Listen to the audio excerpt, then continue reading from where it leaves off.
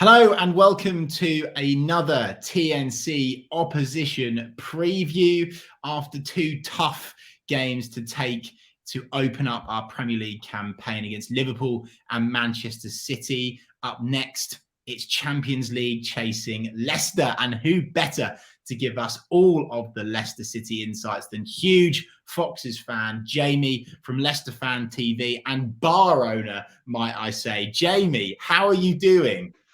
Morning, how's life with you? I'm good, I'm fine, just enjoying a bit of a break this morning in the sun. It's absolutely lovely here today.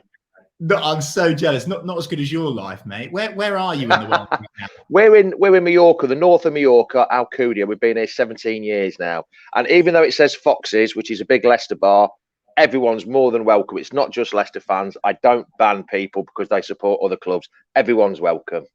I must admit, you'll struggle to find Norwich fans in there because of the blue and white. But we might venture in there. We might venture in there. I really appreciate it. And I'm sick with jealousy, the fact that you're hanging out in Mallorca right now, that's for sure. Jamie, let's get down to business. I want to kick off by, sadly for you, talking about your 4-1 loss to West Ham, a convincing win for West Ham. It must be said, one that surprised me. Considering where Leicester are at as a football club right now. Talk us through that game. Why did you fall down like a pack of cards? Was it the red card or was it actually some key performance issues? Can we pass and go to the next question? Have you got another question we can just quickly skip on to? No. We just didn't look confident from the very start, even before the sending off. We just didn't look, I don't know, we looked nervous. We didn't look up for it. We didn't play the fast-paced start that we have been known for. There was just nothing. I think Jamie Vardy only, before the sending off, Jamie Vardy only had like 5 touches in the first 25 minutes. As for the sending off, yes, it was definitely a red card for me. He did get a bit of a nudge, but you could see he looked, as he was fought, he looked and he seemed. So, yeah, for me, I don't think there's any excuses. It was a red card, yeah. Definitely red card. And then we just capitulated and the defence looked shocking. The thing is, we miss Johnny Evans. Johnny Evans is that glue in the middle of the defence, and he directs people. He tells Soyuncu what to do. He made Harry Maguire look good. He was the reason we got 80 million for Harry Maguire. He's made Soyuncu. Is he out for the Norwich game? Yes, unfortunately, he shouldn't be back until he shouldn't be back until after the pre-season, after the international break, after 3 games of the season. What's going on there? Well, that's another story. But then we just look like we're on the beach. We've still got 36 games to go, and we just fell apart, completely fell apart. I think we had a good win against Man City in the Community Shield. Good win against Wolves, 2 clean sheets, 2 1-0 wins, full of confidence. We didn't play the best, but full of confidence. And then we go there, and we just, I don't know. There was no effort, no leadership. Wow. No passion, no fight. There was just nothing. Everything just went. It wasn't a Leicester performance, as we know. Know. We've got 3 days to improve, and Brendan Rodgers has got to get into their head before we play you lot. Yeah, look, I'm surprised, it must be said. And I must start, by the way, by saying congratulations for winning the Community Shield and congratulations for winning the Cup as well. I'm in awe of Leicester. I'm just so impressed with what you've done as a club. The affiliation that your owner's got with the fans is similar to what we've got here at Norwich. So I've got a ton of respect for you boys, and I really wanted to get that in up front. But anyway, I'm going to stop complimenting you, and I'm going to make you do something that's now really strange, Jamie. I'm going to ask you, how did Norwich hurt Leicester on Saturday? Can we hurt you in a similar way to West Ham? If we turn up like we did on Monday night, you've got no problem whatsoever. But if we play as we normally play, set plays are still our big problem.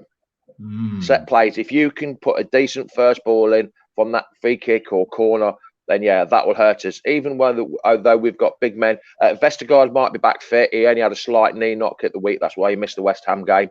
He might be back fit. Bertrand, he could be coming back into the side after having to isolate because of catching COVID. He's back training today, so he should be into the starting lineup. But if you can get your set plays and your set pieces, free kicks, corners, stuff like that, that's a chance. That's a big weakness for us. Last year, huge weakness. Whenever we get a corner or set play, it's like watching that through your fingers. Well, it's not too dissimilar for Norwich. I mean, we're still zonal marking. Don't even get me started on that, Jamie. Could this be the start of some bad form for Leicester? Do you have confidence in your team that you'll bounce back against Norwich? Well, normally with Leicester, over the years, if you have a bad result, a couple of bad results, you start picking up again, and they get a kick in the backside from the manager, and it picks them up. But I don't know, Rodgers is. I don't think he's that kind of manager. I don't think he's a teacup thrower. I don't think he can get him going. We haven't got Wes Morgan anymore in the changing rooms who can go in and grab him by the scruff of the neck and stuff like that. So I'm not sure. I just hope it doesn't take too long, or else you start getting drawn down, don't you? And you start getting that gap starts getting bigger and bigger. We've got 1 win out of 2. So it's not the end of the world. There's still 36 games to go. But there's just them worrying signs. I don't know. It's a little bit worrying. I know it's only after 2 games. We lost to West Ham. It's not the end of the world, but there's always that little bit just at the back of your head thinking, oh dear, or what's going to happen? But we shall see. Hopefully, 3 o'clock Saturday, we improve. Please. Hope you don't. Jamie, plenty of players, that have got Norwich and Leicester links from over the years. Any that particularly stand out for you? Is it Ewan Roberts? Is it Darren Eady? Is it Maddison? Who's the player that stands out for you? Ewan Roberts. Ewan is a Welshman. He wears a Welshman's hat. Absolutely fantastic when he was here. Did he have the same song there as well? I'm not sure, mate, because I was 93. He was kind of a bit before me. Right. Ewan Roberts, absolutely fantastic. Knew where the back of the net is. Toothless grin. He was absolutely fantastic. And that's what we need. We need that old-fashioned centre forward to play up top. I'm old school. I love playing up top. 2 up top. Big man, small man. Him and Vardy would be absolutely brilliant up top, I think. Yeah. Ewan Roberts used to barge him out of the way. It was absolutely fantastic. So for me, if there was, it'd have to be Ewan Roberts. Yeah, Darren Eady is another one, but he got a bit injured. He was a bit injury prone at Leicester. I don't think we ever saw the best of him here. But Ewan Roberts would be the man for me, to be honest. Well, it's a great shout, and obviously I know all about Ewan and his career, and absolutely loves Leicester City. I'm sure great time there. And I think for me, and leads me nicely on is James Maddison. And what a player he was for Norwich. And of course, I'm sure it's fair to say, he hit the ground running for you guys as well. What have you made of James Maddison, and how thankful are you for Norwich City for us selling him to you? Quite pleased. Starts off with very pleasing, very enjoyable watching. But just at the minute, he seems to have this habit of doing a bit of a Jack Grealish, going down quite easily under the tackle. And there was a chance of him going to Arsenal, and a lot of fans were 50-50 with him. Some of them were saying if he went, it wouldn't bother us. If he stayed, fantastic. So at the minute, he's not playing to his full ability at the minute, which is a shame, because there is ability in him, but he just doesn't seem to show it. I mean, he had a bit of an injury last year. I don't think he's fully got over it yet. I really don't. Interesting. I mean, look, from a Norwich City point of view, well, certainly from my point of view, I want him to go to Arsenal because I want the sell-on fee for my club, right? I'm hoping he goes, but of course, such a standout talent, a seriously special footballer, and one that, although I was disappointed, I was actually really proud. And actually, I need to say thank you to you, not you specifically, but thank you to Leicester, because that for us basically kept us going as a football club. That's probably one of the reasons why we are where we are today, because of that signing. So, kudos to Leicester for signing him. Kudos to James Maddison for doing what he's done for Leicester. And obviously, fingers crossed, I wish him all the best. I hope he gets over his injury soon. Jamie, a match over the years that stands out? Is there any results in particular between Norwich and Leicester that you look on fond memories? I don't think it's. And I don't think there's been really many outstanding results, but the one that I'll always remember is it was live on Sky in the old League One. It might have been a bit before your time actually, because you just said 93, didn't you? Division 1. Yeah, Division 1. Yes, yeah. I think it was just because the playoffs were there, so it was just going into the Premiership.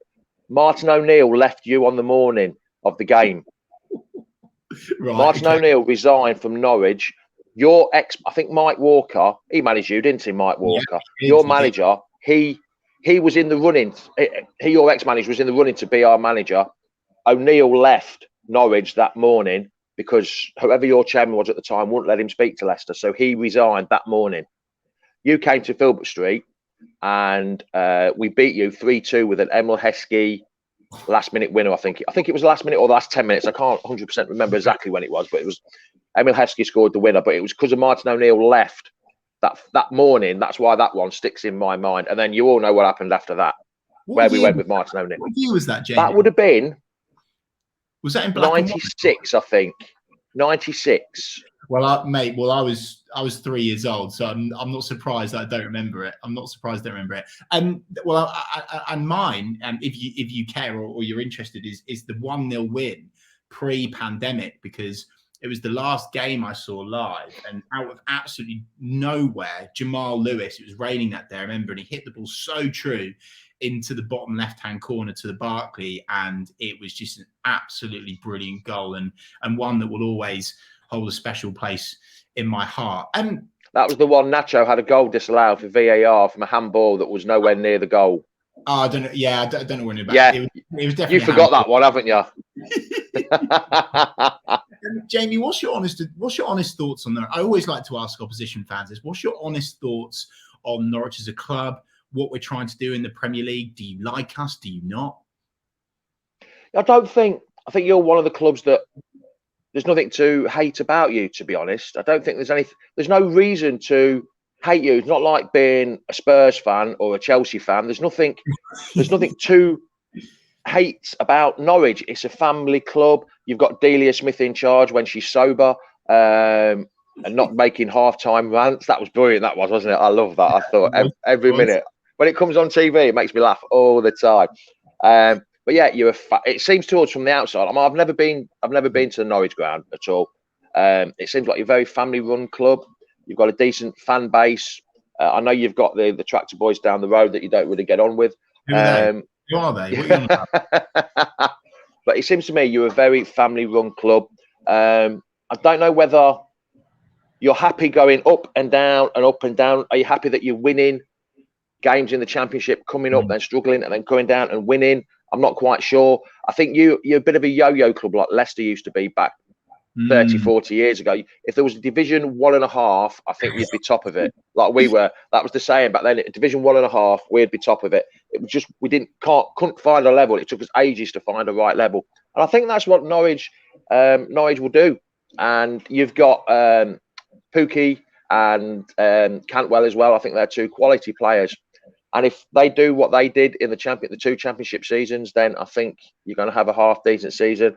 I'm not sure. Would 17th be a good season for you? Would you enjoy finishing 17th? I'll take survival at all costs. 100%. 100%. So the quicker you get to 40 points, the better. Oh, I'll pay you for 40 points now. How much do you want? I'll pay you 100%. Jamie, let's talk about the head-to-head from over the years, because as you said, there's not really a particular standout result, I think, for either side, certainly in my lifetime and potentially yours as well. Now, I looked into the head-to-head, and over the years, it's very, very even. We've won 23, just one more than your 22 wins against Norwich City, and we've drawn 13 times. So it's crunch time, and there's no more messing around. I want to know your score prediction, but we do it differently on TNT. I want to know what your head is saying, and I want to know what your heart is saying. Oh, well, of course I want a Leicester win, don't I? Of course I want a Leicester win. But anybody that watches me on Leicester Fan TV, when we play away from home, they know exactly what I'm going to say. If you can't win, do not lose. And I always go for a Desmond 2-2 away from home. Ooh, Always. I've never had it come up yet. I don't know why I keep going for it then, but I always go for a 2-2. You ask anybody that watches me on Leicester Fan TV, Monday night when we did the watch along, I was at the bar and the Phil came on and says, no need asking you, Jamie, is there? Because we know what you're going to say. 2-2, aren't you? Yeah, 2-2. If you can't win, do not lose. I sort of a bit of a mantra with football. 4 points from 2 games. Win your home games, draw your away games. It's championship winning form. No, mate, I love that. If you can't win, do not lose. So sorry to be a boring, sitting on the fence, old fart. It's 2-2. No, but Jamie, I'm going to challenge you. Okay, so that's what is that your head saying that, or is that your heart saying that? Is your heart saying my head? my heart, of course, I want Leicester to win. I want Leicester to win every single game, but it's not going to happen. There's no way in this world Leicester or even Norwich are going to win every single game. We want them to win every single game, but it's not going to happen. My heart says Leicester win 3 points. Come on, 3 points. But now I think it's going to be a 2-2. Sorry for being boring and sitting on the fence. A 2-2 draw. No, it's fine. And I must admit, I'm going to join you, Jamie. I'm going to join you. I'm going to say my head is saying 2-2, but my heart is saying, would you believe this? Norwich City 4, Leicester City 2. Yeah, that's right. I've gone there. After Monday night, it won't surprise me one bit, pal, because I said to him, right, I want a 2-2 draw tonight and a win against Norwich. But now we lost. Now it's been turned on the head and we lost to West Ham. And then last night as well, Wednesday night, sorry, what night is it today? Tuesday night when you played Bournemouth, you won 6-0. Yeah. That's confidence for you in a big start. Yeah, warming up for us nicely. So, yeah, I'm not sure. That's why I'm going for a 2-2. I said I wanted a Leicester draw and a win against Norwich at the beginning of the week, but now we need to get a point. We need to get something on the board. Like I say, if you can't win, do not lose. I love that from you. Top man, Jamie. Thank you so much for coming on TNT today. I really appreciate it. Not a problem, pal. Cheers, Chris. Thanks for having me. And thank you so much to everyone for watching. As always, if you've enjoyed this video, do give it a thumbs up if you're watching on YouTube. It massively helps. And do hit that subscribe button. The subscribers are rocketing up. Now we're back in the Premier League. Surprise, surprise. Get on board. We've got some really, really exciting content coming soon. That's it for today's video. And fingers crossed, the next time I speak to you, lovely lot, will be after Norwich City get their first 3 points of the season on the board against the blue and white. On the ball.